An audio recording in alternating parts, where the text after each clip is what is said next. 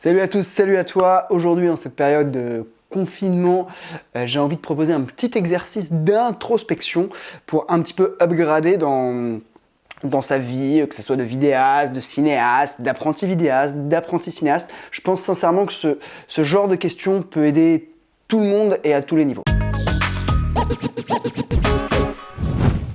Alors ces questions vont se dérouler en 3 étapes. D'abord plutôt une partie état des lieux, ensuite une partie introspection et enfin une partie projection. Et d'ailleurs je profiterai aussi de la vidéo pour moi-même faire cet exercice. Enfin je l'ai fait en amont et je vous donnerai mes réponses. Juste avant de commencer, j'aimerais dire 3 choses. La première, c'est que oui, cette vidéo elle est faite au moment du confinement. Après même si vous tombez dessus plus tard, je pense sincèrement qu'elle est toujours d'actualité et que c'est bien de prendre ce genre de temps pour faire le point, quoi. La deuxième chose, c'est que cette vidéo, elle est quand même adaptée plus pour tout ce qui touche à l'audiovisuel. Après, si vous la calibrez à d'autres domaines de vie et que vous voulez un peu la remodeler, elle marchera aussi.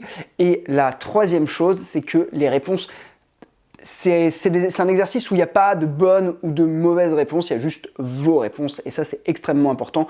Donc, il n'y a pas vraiment de forme particulière à donner, si ce n'est celle qui donnera du sens pour soi. Première question. Quelles sont vos forces? Alors là, évidemment, il va falloir nuancer parce que vous n'aurez pas forcément les mêmes forces. Vous n'avez pas encore commencé l'audiovisuel et si ça fait 10 ans ou 20 ans que vous en faites. Mais l'idée, voilà, c'est de faire un état des lieux et de se dire où est-ce que objectivement je suis le plus fort, même si vous pouvez évidemment nuancer. S'il y a un débutant, il peut dire objectivement là où je suis le plus fort, c'est en montage. Après, on pourra nuancer en disant mais il me reste énormément de choses à apprendre. Du coup, je vais répondre à cette question. Moi, je pense que mes grandes forces, c'est la partie cadreur. Après, je nuance ça en disant que voilà, je suis plus un cadreur de run and gun, un cadreur vidéaste que vraiment un cadreur purement cinéma et que tout ça est remis en question dès qu'on commence à entrer dans des trop grosses configs de cam. Mais en revanche, en config légère, je pense que c'est une de mes forces. J'ai quand même pas mal eu d'expérience ces dernières années là-dessus et je connais globalement très bien tout ce qui touche au réglage caméra. Après, je nuance aussi cette partie cadreur dans le sens où je suis pas, à mon avis, un super cadreur au stab, en tout cas je manque cruellement d'entraînement. Alors évidemment, vous pouvez dire plusieurs forces, si vous en avez plusieurs. Ma deuxième force, je pense que c'est ma polyvalence, dans le sens où j'ai les bases dans énormément de choses, ce qui fait que je suis rarement largué. Après, le revers de la médaille, c'est que je suis pas forcément expert dans un domaine. La troisième force, je dirais, c'est peut-être là qu'on pourrait dire que je suis le plus expert, c'est toute la partie gestion et direction de production. Bon, déjà, c'est mes études et ça m'a permis vraiment de bien me former dans toute la partie production déléguée, même si la partie production déléguée, j'ai beaucoup de choses à apprendre encore. Et la partie direction, gestion de production, anticiper les contraintes, tout ça, du fait de ma boîte, je commence à vraiment avoir une vraie expérience là-dessus, production et gestion de projet. Enfin, en force, je pense que j'ai une appétence sur tout ce qui est découpage technique. C'est quelque chose qui est beaucoup travaillé, que j'ai beaucoup observé. Après, clairement, ça aussi, je le remets en question dans le sens où je pense que j'ai une vraie marge de progression encore là-dessus. Deuxième compétence, cette fois-ci, quelles sont vos faiblesses en audiovisuel, les endroits où vous n'êtes pas forcément très fort. L'audiovisuel, c'est extrêmement large, surtout que bon, il y a bien sûr toute la partie cinéma, fiction, il y a la partie aussi vidéaste. C'est généralement plus simple de trouver ses faiblesses que ses forces. En tout cas, moi, j'ai moins galéré pour ça. En faiblesse, évidemment, tout ce qui est motion design, je suis totalement caca là-dessus. Étalonnage, j'ai les bases théoriques, je connais le principe des couleurs primaires, des couleurs secondaires, je sais jouer avec le contraste, la saturation, enlever une dominante de couleur, mais voilà, ça va pas beaucoup plus loin, donc je sais corriger partiellement une image. En revanche, je peux pas dire que j'ai des vraies compétences d'étalonnage. Ça, c'est un des trucs que j'ai pas forcément vraiment développé. Sinon, comme j'ai dit tout à l'heure, je suis pas un super cadreur au stab et vraiment, je manque vraiment de pratique. Après, sur les tournages, souvent, je demande à un de mes collaborateurs, vas-y, monte le stab et fais-le toi. Et enfin, dernier point faible que j'ai, je manque cruellement d'expérience dans les tournages à grosse config. J'ai commencé par là, enfin grosse config. On va dire tournage supérieur à 10 techniciens. Même à 5 techniciens au final, parce que la plupart des tournages que je fais, c'est dans des configs assez légères. Donc je manque d'expérience dans des tournages à config de fiction, on va dire, qu'elles soient petites, moyennes ou grandes. À noter que là, ce dernier point faible, il est venu qu'après, quoi. Quand j'ai réfléchi, évidemment, étalonnage son, c'est parti tout de suite. Cette réflexion vraiment sur l'expérience des tournages de fiction, elle est venue qu'après, donc n'hésitez pas quand même à un petit peu creuser. Troisième question, qu'est-ce qui vous a amené à la toute base à vouloir faire de l'audiovisuel et du cinéma? Est-ce que c'était les compétences techniques qui vous attrayaient? Est-ce que c'était pour raconter des histoires? Peut-être que c'était pour participer à un projet, peut-être que vous vouliez faire de jolies images, ou peut-être que voilà, l'aspect plastique de la vidéo qui mélange photo, montage, images en mouvement, c'est ça qui vous a intéressé. Réfléchissez à ça et développez cette réponse. Moi, à titre personnel, à la toute base, pourquoi est-ce que je me suis intéressé au cinéma et à l'audiovisuel? Alors d'abord, c'était vraiment au cinéma, d'où le titre de la chaîne, qui était à la base un site que j'avais créé quand j'étais étudiant débutant et que je voulais me former en apprenant en même temps que les lecteurs. À la toute base, en fait, moi j'étais comédien et je me suis dit, putain, ce serait plus simple d'avoir des rôles si je jouais dans mes propres projets. Donc c'est ça vraiment qui est l'étincelle.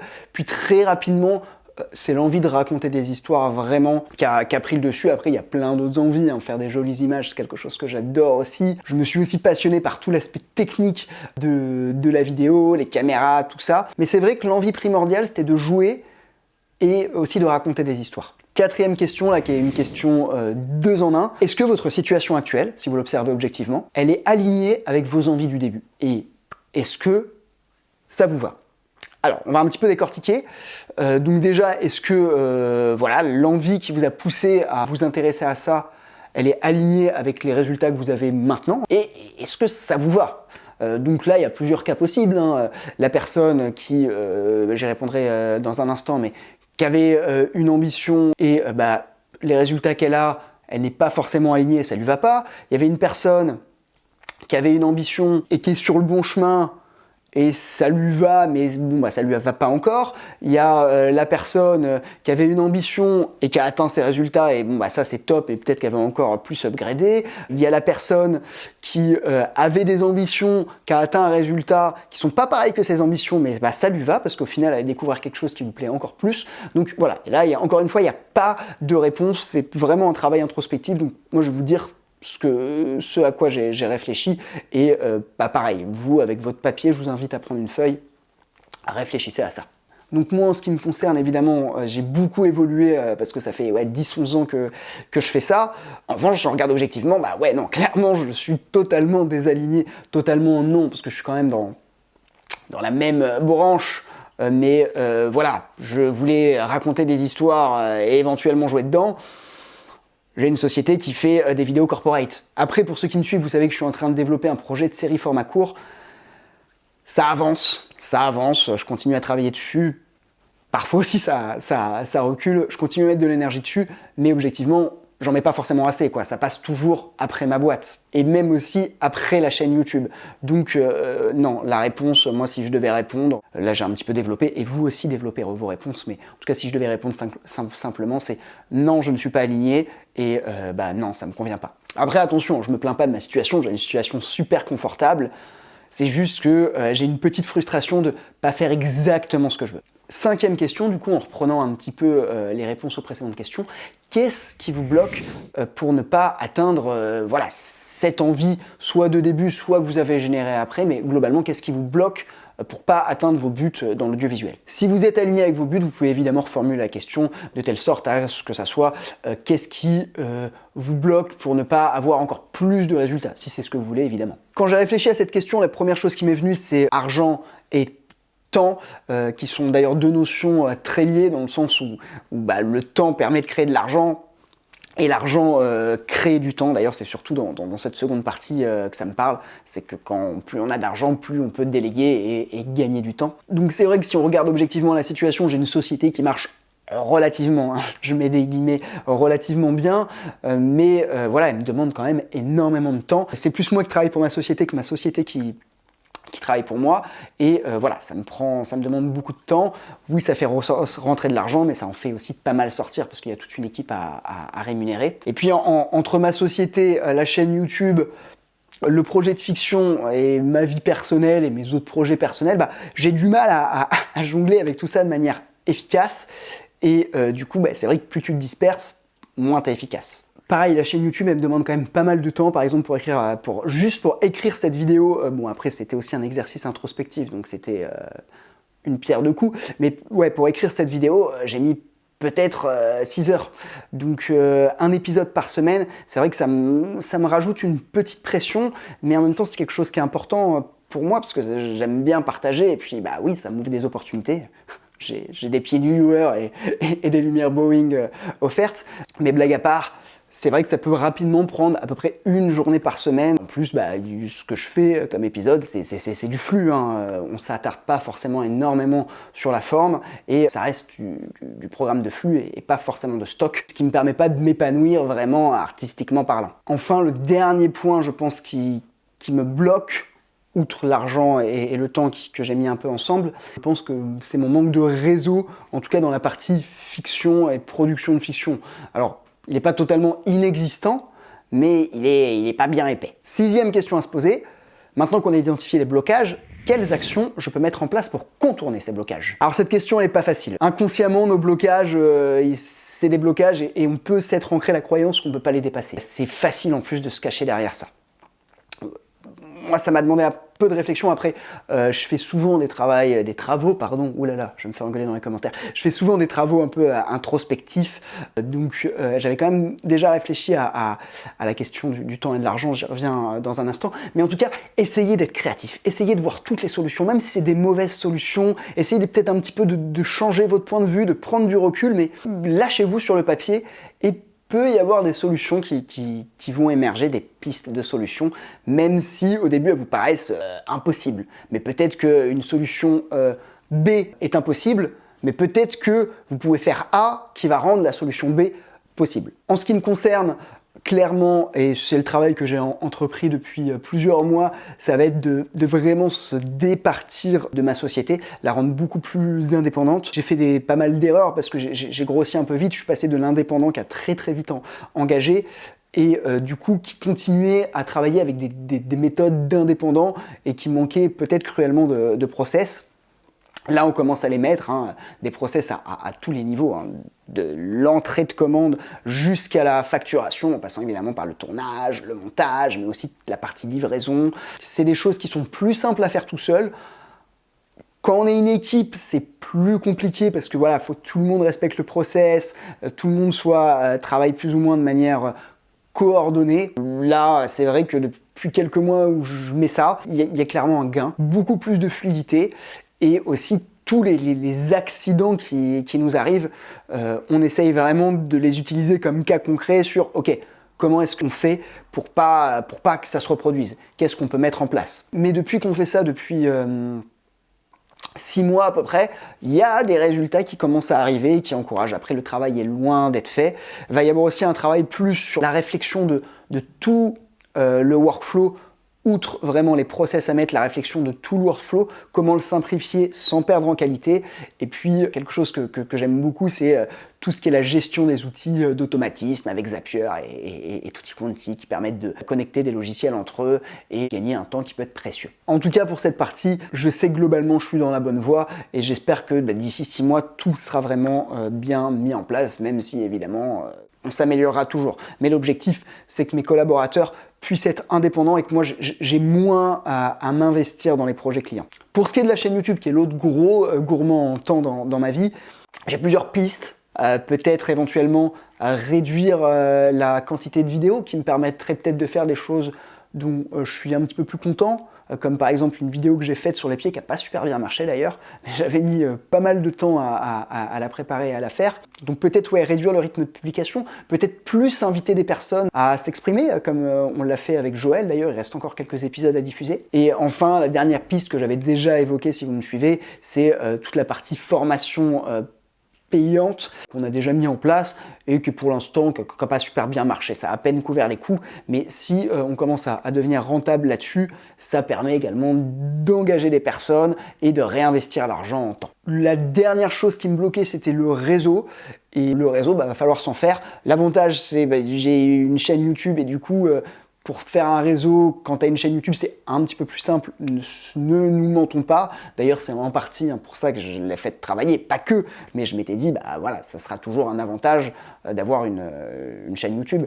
Donc ça peut être un avantage. Après, attention à pas trop se disperser et peut-être déjà gérer un petit peu les deux gros mangeurs de temps, parce que se faire un réseau va quand même demander un minimum de temps. 7e question. Quelles compétences je dois développer pour justement atteindre mes buts, mes objectifs en audiovisuel? Alors là, vous pouvez faire référence aux 2 premières questions. Peut-être que vous avez des compétences fortes qu'il faut encore augmenter et peut-être que vous avez des compétences faibles qu'il va falloir travailler. Typiquement pour moi, en compétences fortes, j'avais mis le découpage technique. Il va falloir encore que je progresse encore plus là-dessus parce que il y a des très très bons réalisateurs. Les places sont chères, donc il va falloir encore que j'upgrade, et pas que dans le découpage technique d'ailleurs, donc toute la partie mise en scène, ça c'est vraiment important. Je suis loin d'être le meilleur et loin d'être un génie, donc il faut que je travaille ça. La seconde compétence que je vais devoir augmenter, et là pour le coup c'était un point faible, c'est mon expérience sur les tournages de fiction.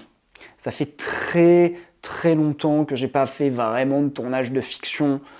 Et voilà, tu peux pas demander d'être au premier poste direct alors que t'en as pas fait depuis 2 ans. Donc clairement, il va falloir que je refasse des tournages de fiction et pas forcément en tant que réalisateur. Peut-être à un poste plus organisationnel, je pense à assistant réal, à régisseur, mais j'ai pas mon permis. Dans tous les cas, avec ma boîte, je peux me permettre de produire des petits cours de copains. J'ai plein de potes techos, ça va pas être très compliqué de faire des projets. Mais du coup, faut pas que je me contente de dire ok, prenez le matos les gars et on se tient en jus. Non, là, il faut vraiment que je participe, que j'apporte de mes compétences, peut-être en dire de prod, en assistant réel. Mais clairement, j'ai besoin de cette expérience dans mon projet et je peux pas, il n'y a pas vraiment d'autres échappatoires. 8e question, où est-ce que vous voyez dans 1 an, dans 5 ans et dans 10 ans? Alors ça, moi, c'est le genre de question que j'adore vraiment. La projection, c'est quelque chose que j'aime beaucoup. Et mes potes, à chaque fois que je leur demande ça, ils détestent, alors casse les couilles. Pourquoi? Parce que se projeter comme ça, c'est pas forcément palpable. Ça fait peur aussi de se dire putain merde, où est-ce que je serai dans 10 ans? Et c'est vrai que moi, quand je l'avais fait, je devais avoir 24 ans, donc me projeter à 34, ça allait. Là, me projeter à 41, ça fait plus peur. Mais je pense que c'est des questions importantes. Et ce qu'on m'a reproché aussi quand j'avais fait cet exercice avec des copains, c'était ouais, mais j'ai pas envie de m'engager sur un truc. Alors attention, là on parle pas de s'engager du tout. On parle juste de un petit peu créer, tu vois, une étoile du Nord qui donne une direction juste pour avancer. Et c'est pas grave si dans 10 ans on veut plus de cette étoile de Nord. Au moins on aura été dans le mouvement, on aura été dans la progression. Alors je vais vous faire des réponses qui sont assez courtes, mais je les ai un petit peu plus développées en off, mais je n'allais pas vous saouler avec ma life. Et je vous invite aussi à le faire. Et vous pouvez aussi le faire dans tous vos domaines de vie. Alors moi, à 1 an, je me suis dit que voilà, j'ai automatisé ma boîte n'a plus besoin de moi, et moi j'ai plus qu'1 journée par semaine à bosser dessus. En parallèle, je suis à fond dans mon développement de projet de fiction, qui, je l'espère, est sur le point d'aboutir, ou en tout cas me fait apprendre énormément de choses sur la réalisation, la production d'un projet de fiction. Bref, je me donne les moyens. À 5 ans, moi j'ai réalisé 3 à 5 projets de fiction, que ce soit ma série ou alors peut-être des choses un petit peu moins ambitieuses, que ce soit du court-métrage, peut-être une émission YouTube créative sur un autre sujet qui me passionne, manga, développement personnel, manga par rapport au développement personnel. Bref, j'ai réalisé des choses qui me font un petit peu plus kiffer. 3 à 5 projets. Et à côté de ça, j'ai automatisé des revenus, notamment grâce à ma boîte qui marche relativement sans moi, et aussi des projets immobiliers.